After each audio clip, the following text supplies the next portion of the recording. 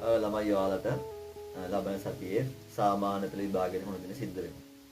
ඉතින් මේ අවුරුදු 11 තුලම ඔයාලා වෙනුවෙන් කැපකිරීම කරපු දෙන්නෙක් ඉන්නවා. ඔයාලා වෙනුවෙන් නොවිදිනා දුක් විඳපු දෙන්නෙක් ඉන්නවා. කවුද මේ? පොඩ්ඩක් කල්පනා කරලා දිනවද ඔයාලා?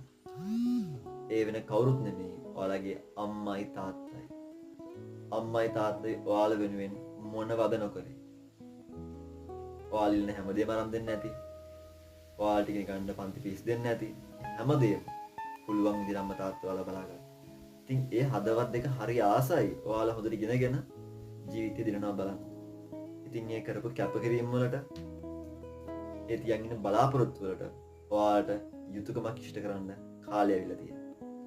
ඉතින් ඒ නිසා මේ සාමාන්‍ය පෙළ විභාගය ඒකට ඔයාලට හොඳම අවස්ථාවක්.